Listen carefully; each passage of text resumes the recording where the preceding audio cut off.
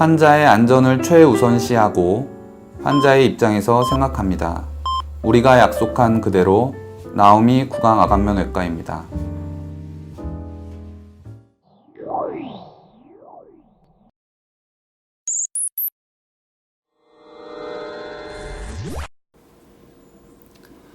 안녕하세요. 나오미 구강암면외과의 서백건 원장입니다. 오늘은 구강암면외과의 처음이자 끝이라고 할 수 있는 사랑니 발치에 대해서 알아보도록 하겠습니다. 오늘 보여드릴 PPT는 제가 작년에 서울 국제종합학술대회에서 이제 강의를 했던 내용들을 조금 사진별로 좀 추려가지고 그렇게 해서 좀 알기 쉽게 설명을 좀 드리고 사랑니가 어떻게 보면 뽑기 쉬울 수도 있지만 어떻게 보면은 상당히 조금 어려운, 가장 쉬우면서도 어려운, 그래서 구강암면외과의 처음이자 끝이라고 하는 그런 사랑니 발치에 대해서 좀 알아보도록 하겠습니다. 제가 그때 국제종합학술대회에서 이제 발표를 할 때 사랑니 발치 아는 만큼 보인다라는 제목으로 이렇게 발표를 했는데요. 저희 병원 마크도 있고 그 다음에 저희 수술하는 컨셉 사진도 넣고 그렇게 해서 아마 첫 장을 꾸며본 걸로 기억이 됩니다. 우선 사랑니 발치가 이렇게 보면은 좀 제대로 올라오고 있어서 뽑으려고 하면은 조금 만만히 볼 수도 있는 그런 사랑니인데요. 보통 한 40대 이상의 남자 환자에서 이렇게 치주인대가 잘 보이지 않고, 이렇게 여기는 이제 치주인대가 잘 보이는데 여기는 치주인대가 다 흐리멍텅하게 이렇게 보이지 않는 그런 환자에서 사랑니 발치를 하려다 보면 정말 힘듭니다. 이건 정말 안 나오기 때문에 조금 피해야 한다 라고 식으로 이제 강의를 했던 기억이 나고요. 이렇게 보면은 전혀 치주인대가 보이지 않습니다. 그 옆에 치아만 해도 이 치아 주위로 까맣게 보이는 게 이 치주인대거든요. 이게 이제 소멸이 돼서 없어지면은 거의 뼈와 유착이 됐다고 볼 수 있기 때문에 발치하기가 상당히 힘들고, 치아가 흔들리지도 않기 때문에 발치하기가 상당히 어려운 케이스입니다. 또한 이렇게 사랑니가 똑바로 나거나 이렇게 옆에 누워있지 않고 앞뒤로 이렇게 기울어져 있는 거죠. 이게 이제 바깥쪽, 볼 쪽으로 이렇게 기울어져서 난 거기 때문에 이런 사랑니도 상당히 힘들고요. 이렇게 보면은 이제 이게 입이 안쪽, 혀 쪽이고요. 이게 볼 쪽인데, 이제 혀 쪽으로 많이 기울어져 있는 치아는 오히려 더 상당히 뽑기가 힘들고, 바깥쪽으로 난 치아는 그래도 그나마 좀 수월한 편입니다. 그리고 이제 위턱 치아를 보면 위에 치아는 대부분 손쉽게 뽑을 수 있습니다. 손쉽게 뽑을 수 있으나 이런 치아들은 살짝 절개만 해서 치아 머리만 보인다면은 그렇게 오래 걸리지도 않고 많이 붓지도 않고 그런 어렵지 않은 사랑니이지만, 이렇게 앞쪽으로 기울어져 있는 사랑니는 상당히 힘들죠. 그래서 좀 뽑기가 어렵다라고 강의를 했던 기억이 있습니다. 실제 사진을 보면 이렇게 앞에 기울어져 있는 사랑니를 보실 수 있습니다. 이 환자는 참 사랑니가 전부 다 어려운 형태로 이제 되어 있죠. 이렇게 옆으로 기울어져 있는 수평 매복되어 있는 사랑니가 아래쪽에 두 개가 보이고, 위쪽도 이렇게 옆으로 되어 있는 사랑니를 볼 수 있습니다. 이런 거 전부 다 이제 발치가 힘드니까 조금 주의하시라 라는 식의 강의를 했었습니다. 위턱은 어떻게든 어렵게 뽑고 힘들게 뽑고 얼굴이 좀 붓더라도 상악동, 그러니까 코랑 연결이 되는 공간이죠. 그러니까 축농증이 생기는 그 공간이 뚫리지만 않는다면 큰 합병증이 있지는 않습니다.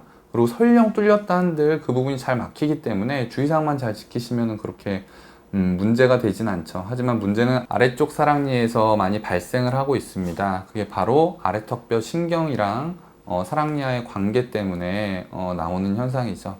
보면 이렇게 아래턱뼈 신경이 지나고 이 뿌리 끝이 이렇게 겹쳐져 보이는 경우들이 있습니다.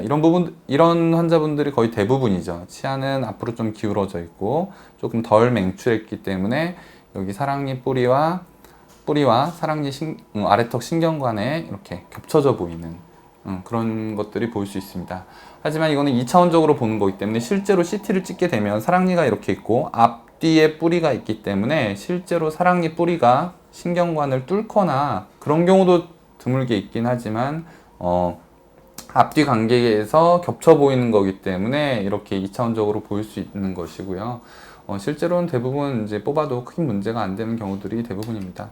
하지만 이렇게 아래턱뼈 신경이 점점 뿌리 쪽으로 올라오는 이런 형태들을 보이게 된다면 이런 것들은 조금 더 뽑는 입장에서나 환자분 입장에서도 주의를 요하고 그런 것들을 알고 계셔야 되는 부분들이 있죠. 이렇게 완전 매복된 사랑니에서도 이렇게 신경관의 위치에 따라서 아주 난이도가 다르다는 것들을 좀 제가 강의를 했던 거고요. 이렇게 수평 매복되어 있는 사랑니에서도 신경의 위치에 따라서 상당히 그 난이도는 매우 틀리다라는 것을 강의를 했습니다. 이런 사랑니, 이런 사랑니 있죠. 이렇게 보면 이쪽 부분이, 이 관이 이렇게 두 개가 보이는 게 신경관입니다. 이 뿌리가 완전히 겹쳐져 있죠. 그렇기 때문에 이런 사랑니들은 조금 뽑기가 힘든 편이고요. 마찬가지로 이쪽도 뿌리가 이 신경관과 상당히 겹쳐 있기 때문에 사랑니 발치가 매우 어려운 부분들이 있습니다. 이런 사랑니를 좀 확대해서 보면 신경관이 이렇게 있는데 뿌리가 이렇게 겹쳐져 있는 모습들을 볼 수 있죠.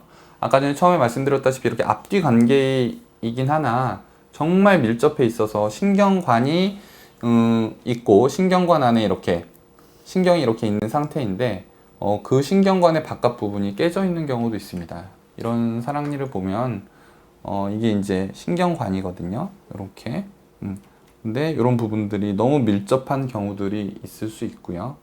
그 다음에 이 반대편 사랑니를 보게 되면 뿌리가 이렇게 휘어 있고 신경관이 이렇게 있는데 이걸 CT로 보면 이런 쪽 부분들이 이제 연속성이, 관의 연속성이 깨져 있는 그래서 뽑고 나면 신경이 노출이 될 수도 있는 그런 사랑니이기 때문에 상당히 주의해서 뽑아야 되고, 이런 사랑니가 있다면은 당연히 파노라마 사진 이외에 CT를 찍어보는 것들이 확실히 뽑는데 유리하고, 그 다음에 환자한테 예후가 어떨지에 대한 설명을 하는데도 상당히 중요하기 때문에 CT는 꼭 찍어보는 것이 중요합니다. 그리고 이런 사랑니 뿌리와 신경관이 겹쳐 있는 경우에는 CT 사진이 도움이 되기 때문에 꼭 찍어보는 게 상당히 중요하다고 볼 수 있습니다. 저희 병원은 이제 사랑니 발치가 전부 다 이제 의뢰되어 오는 환자들이 많기 때문에 이런 환자들도 이제 의뢰가 돼서 옵니다. 이제 윤곽 수술을 했는데 이 사랑니 발치를 뽑아달라고 이렇게 얘기를 했어요. 이거 사랑니 뽑게 되면 뼈가 요만큼밖에 안 남게 되죠. 그래서 상당히 위험한 사랑니인데 뭐 이런 것도 저는 뽑고 있습니다. 마찬가지로 이렇게 물혹이, 사랑니가 오래되면 이렇게 물혹이 될 수가 있습니다. 물혹이 되는 경우들이 있기 때문에 미리미리 뽑아주는 것이고요. 그 다음에 이렇게 물혹이 된다고 하면은 이 치아만 망가지면 상관이 없습니다. 하지만 이런 앞에 치아들이 같이 망가지기 때문에 뭔가 조금 염증이 생기거나 그런 것들이 생겼을 때는 바로바로 사랑니 발치를 해주는 것이 도움이 되는 편이고요. 이렇게 물혹이 커진 것들을 볼 수 있고, 이 반대편도 물혹이 커진 것을 볼 수 있죠. 그 다음에 정말 큰 케이스에서는 이 아래턱 전체가 물혹이 되는 경우도 있습니다. 그래서 이렇게 사랑니와 신경관 사이의 관계들이 중요하고, CT를 찍었을 때 감각 이상이 조금 올 가능성이 클 것 같다라는 사랑니 발치에 있어서는 이 머리 부분만 날리기도 합니다. 이 머리 부분만 날리는 이유는, 이 머리 부분만 날리고 이 뿌리를 두면은 그 뿌리가 다시 이렇게 맹출하듯이 올라오는 거죠. 그래서 사랑니와의 거리가 멀어지기 때문에 두 번 수술을 통해서 나중에 조금 더 안전하게 뽑는 그러한 방법도 있습니다. 이렇게 보면은 사랑니 뿌리랑 신경관이 상당히 겹쳐져 있죠. 그리고 이 사진만 봐도 신경관이 사랑니 뿌리에 이렇게 밀려 있는 것을 볼 수 있습니다. 그래서 환자분하고 이제 얘기를 통해서 그럼 머리만 한번 날리자, 치아 머리만 날려서 뿌리가 올라오는 거를 좀 기다리자 라고 이제 해서 사랑니 머리만 이렇게 날렸고요. 시간이 지나면서 보니까 이 부분이 이렇게 있는데 신경관보다 이렇게 많이 맹출한 것을 보실 수 있습니다. 이렇게 되면 뽑기가 훨씬 더 안전하고 수월하죠. 그렇기 때문에 두 번 수술을 해야 된다는 번거로움은 있긴 하지만 그래도 조금 더 안전함을 택한다면 이런 수술 방법도 택하고 있습니다. 그래서 사랑니 발치 뭐 잘 교합이 되고 뽑지 말아야 되는 것들이 있습니다. 그래서 무분별한 사랑니 발치는 추천하는 편은 아니고요. 하지만 염증이 생겼다든지 아니면 붓거나 가라앉았다를 반복한다든지 몸이 피곤하면 사랑니가 먼저 붓는다든지 그런 환자분들이 있을 때는 그 사랑니만 나중에 망가지는 게 아니라 그 앞에 어금니까지도 같이 망가지기 때문에 미리 뽑아주는 거는 필요하다고 저는 생각이 됩니다. 그리고 하지만 사랑니를 뽑았을 때 오는 합병증, 뭐 붓거나 고름이 생긴다든지 아니면은 뭐 앞니가 시린다든지 그런 것들은 이제 시간이 지나면 좋아지는 것들이지만은 가장 큰 문제는 이제 신경의 손상이죠. 저는 환자들한테 이렇게 설명을 하는데요. 이게 뭐 아주 학문적인 얘기는 아니지만 사랑니 발치를 하고 나면 얼굴이 이렇게 붓죠. 살짝 붓습니다. 근데 그 뼈 안에서도 붓는다고 얘기를 하죠. 실제적으로 이제 막 붓는 건 아니지만 그쪽에 이제 피가 차고 그 피가 이제 압박을 조금 하게 되면 신경관이 너무 가까운 경우에는 신경관이 좀 눌리게 될 수도 있고 신경관이 깨진 경우에는 그쪽으로 피가 들어가서 실제적으로 이제 신경을 압박을 할 수가 있거든요. 그렇게 되면 이제 마취가 뽑고 나서 풀려야 되는 시간이 지났음에도 불구하고 입술이나 턱 끝에 감각이 조금 덜 돌아오는 그런 것들을 느끼실 수 있습니다.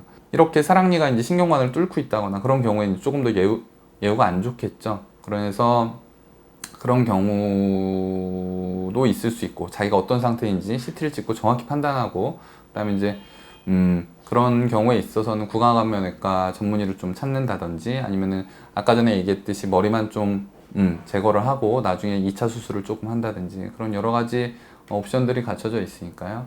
그런 것들을 조금 보고 사랑니 발치를 하는 것이 상당히 중요하다고 생각이 됩니다.